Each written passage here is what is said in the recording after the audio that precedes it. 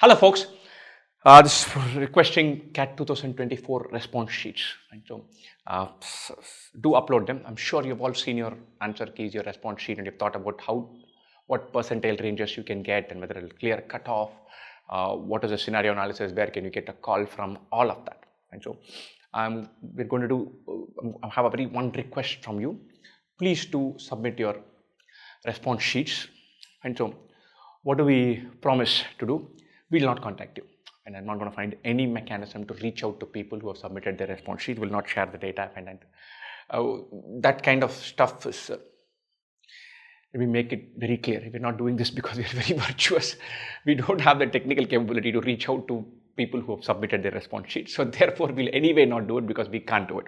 Even otherwise, I don't believe in taking data from a crowd-funded project and then calling them and saying, will you buy this course, or can you sharing it with other competitors or not competitors, business partners or whatever.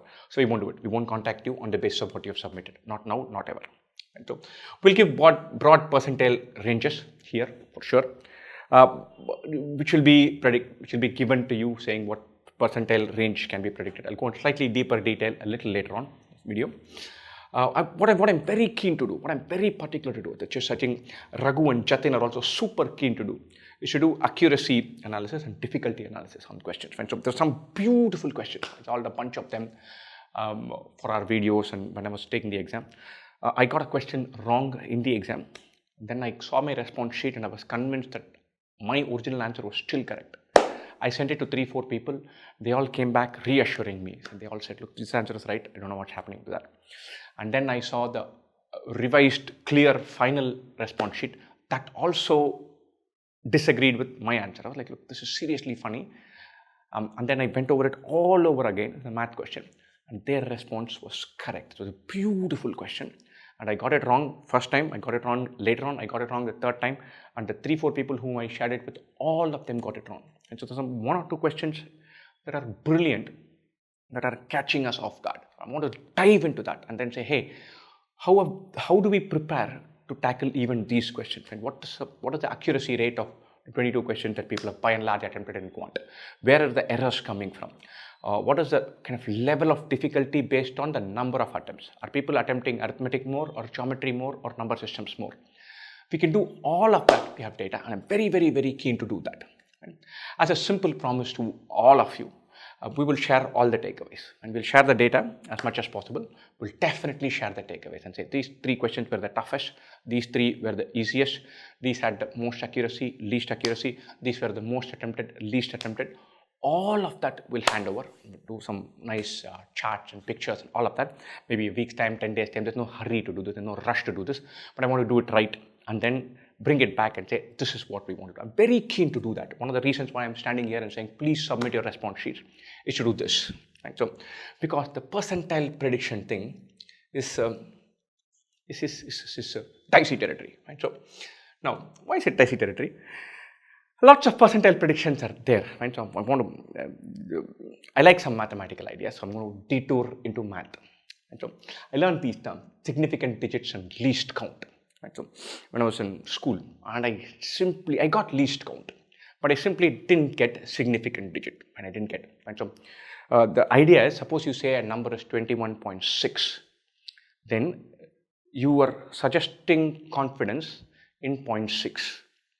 So if you're measuring with a vernier caliper and can measure up to the millimeter, then you simply cannot say, I will measure this 10 times, average it out, and my answer comes out to be 21.7 millimeter. And you cannot add 10 of them, divide by 10, come to 21.7. And so a concept that I simply didn't get, but extraordinarily powerful. Right? So the significant digit idea underpins confidence in our predictions that we are communicating with a mathematical number. And so suppose you're saying 21.62, that means you're confident about the 2. Suppose you're saying 21.6, that means you're confident about the 6. Suppose you're saying 21, that means you're confident about the 1. What do I mean by that? Suppose I'm saying, okay, this score should be 21, that means I'm dead sure it is between 20.5 and 21.5. If I say 21.6, then I'm dead sure it is between 21.55 and 21.65. The 21.62, then 615 to 625. And so every extra digit I put in into my score, into my display, into what I'm saying to the world, whether it is percentiles or marks or percentages or scorecards or probability or chances of rainfall or whatever it is, right? Every extra decimal I put, I'm suggesting more confidence in my estimate. Right? So, very beautiful idea, an excellent, powerful idea. I simply didn't get it. Right? So you cannot say I measured something 25 times and the measurement is 21.7 millimeters if the vernier caliper cannot measure details more than a millimeter. It cannot. So it doesn't have confidence in saying 21 millimeters. Where are you getting 21.7 from? And so therefore our communication should convey what confidence we have. Extra digit conveys extra confidence. Why am I doing all this? And so if we have to say some score is going to get 98.33 percentile, then technically speaking, or somewhere 98.33 tells us in our brain, look, it's 98.32 to 98.34. Otherwise, they would have put 98.32. And so every extra decimal conveys more confidence. Right? Therefore, I'm per se philosophically uncomfortable with giving details on percentile predictions. Right? So that's not the only reason. I'll give you the other reason a little later on. Right? So very interesting mathematical idea, statistical measurement idea, accuracy and precision. And I'm not going to go about that, but a lot of precise measurements are fiercely inaccurate. And so your level of precision that you convey should be linked to the level of accuracy you can be confident of. Very, very interesting idea. And so read upon this. I'm not going to spend more time going on a statistical data crunching detour. I'm not going to do that. But hey, read upon that. Accuracy and precision are two interesting fundas in physics. Conceptually, very powerful. Please do read upon that. Right? Anyway, how does this percentile prediction idea happen? We collect data from end response sheet. We derive ranking from there, extrapolate to 2.9 lakhs. And technically speaking, if you have a sample of 3%, 4% of test takers, you're fine. That's how data analysis happens across the board. Right? So if anybody who has 5,000, 10,000 response sheets, you can extrapolate. And it's straightforward stuff. Right? But there's one important, crucial catch here. The data set you have must be representative. And so the small samples will work if they are fiercely representative. Small as a percentage of overall numbers. Right? So the problem all of us have is there is no way of having a representative sample. And if 2.9 lakh people took this, you can say about 1 lakh of them wrote it under duress. And so they're writing it because their brother pushed them to, an aunt said you have to write, father was adamant that they take this exam, all of that. Right? So they're not going to be bothered with uploading their sheet and getting a percentile thing, and they're not going to do community service. They don't care. And they're going on with their life. It's not a materially crucial thing for them. About 25,000 people who are super clued into this. Of that, probably 24,000 will upload and see their percentile prediction, with quite a few of them doing in multiple places. So the sample has a severe skew to more engaged candidates, automatically correlating perhaps to more high-performing candidates. And if the preparing candidates are not high-performing, then from coaching industry's point of view, there's an utter failure. And so people who are clued in, engaged, preparing, are therefore more likely to jump in. So it is an issue. So what do? When we have response sheets, we get these rankings and then we extrapolate to percentile by saying, look, this is my sample of 40,000 people. There is likely to be a higher bias of higher candidates. So I'm not going to say into 7 is your rank for 2.8 lakh people. Maybe it is into 3. And that should be a rank. What will be the percentile coming there? That maybe it is 3 is a crucial part of the mix. If it is not there, then the result is absurd. But there is no basis for that 3. At least I cannot think of a basis. Right? So keep that in mind. So a caveat for all of you: don't take the percentile prediction thing too seriously. But why do we all know this? And there's nothing I'm saying here that's per se new information. Right? I'm just trying to process it slightly differently. But why do we still want it? When all of us like to have even notional security of one number. Like I would love to see that my score results in 99.13. I would love to see 96.72. If one thing says 96.72, another says 99.12, my mind still processes both and still says, hey, 96.72, 99.12. So it is a broad range, but I still like to see the numbers. And so it is still useful because our mind processes detail and kind of calms itself down. Super important, right? Is percentile prediction useless? Absolutely not. Right? So one, it can give broad ranges, which is super useful. People do different methods. The biases can be either way. It definitely helps us plan for different scenarios. Say, look, if I end up with 91, I think these are the colleges I want to do. These are the places I'll hit. This is how my section cutoff will be. Maybe I'll give CAT one more time. If I get 97, oh, I'm done.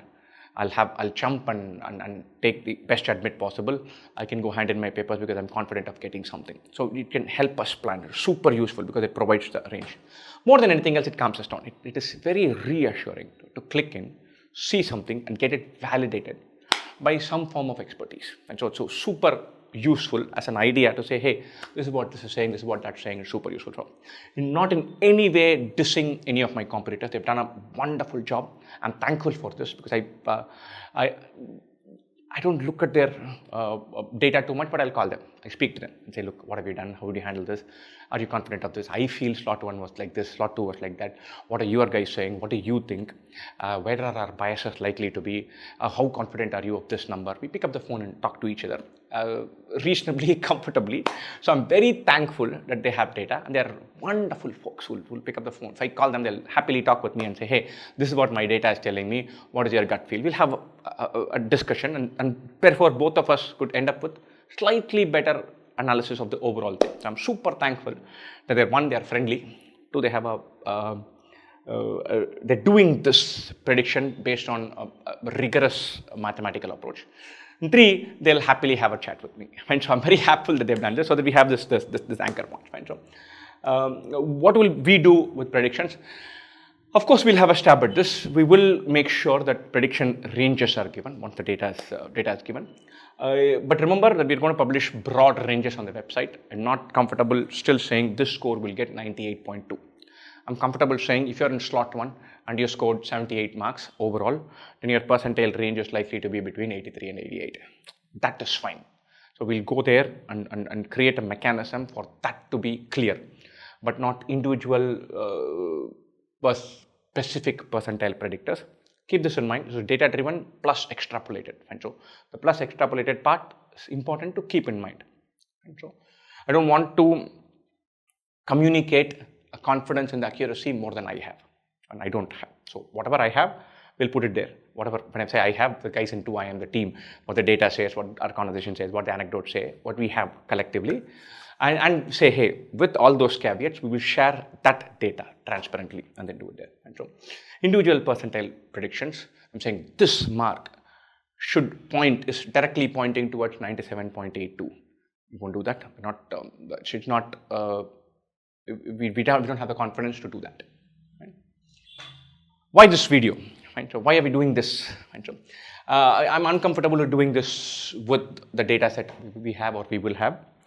So both number wise and representativeness wise. Right? So number of samples is, I'm not happy with the number that vis-a-vis the 2.9 lakh number.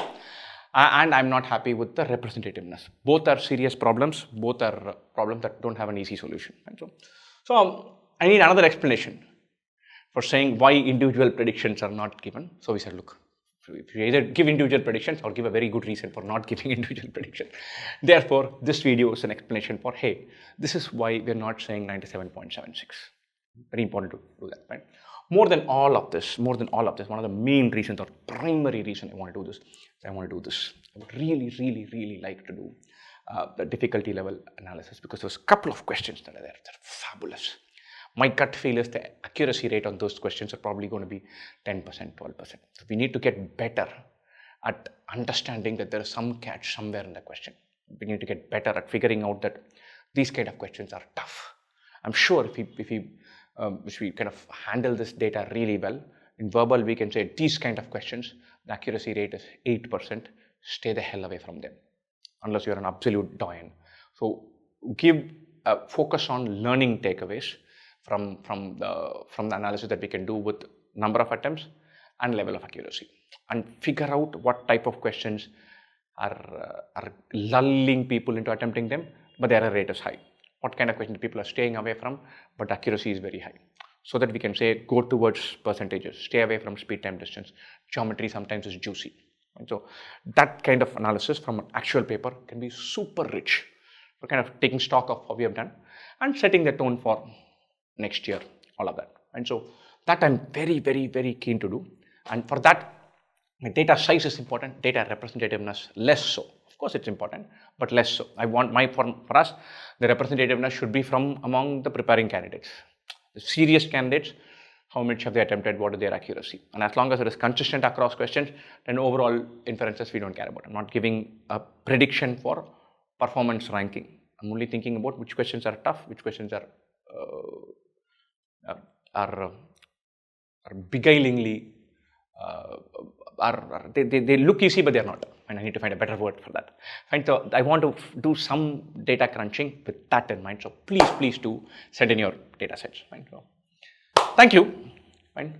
Do not forget to upload the data sets. Do not forget that straight away. Please plug in. The link to upload your response sheet is available on this video. Check that out. As and when we have some insight to share, we'll immediately share them. And we'll do a more comprehensive thing a little later on the line. Again, one promise, we will not share any data. I mean, the response sheet does not even give too much data, but whatever data we have of our students, other students, we simply will not share any information from this to anybody. We will not use this information in any form to sell, market, hawk, anything. We would like to look at one big Excel sheet, plonk it in, and do some analysis on which questions were tougher, which ones were easy. Apart from that, we'll not be using this data for anything. If we can suitably anonymize this data and then share it with everyone later on, we will try to have a stab at that also. Many thanks and best wishes for XIT, CAT 2025, interviews, PI, whatever you have your heart set and whatever the path takes us from here on. Cheers again.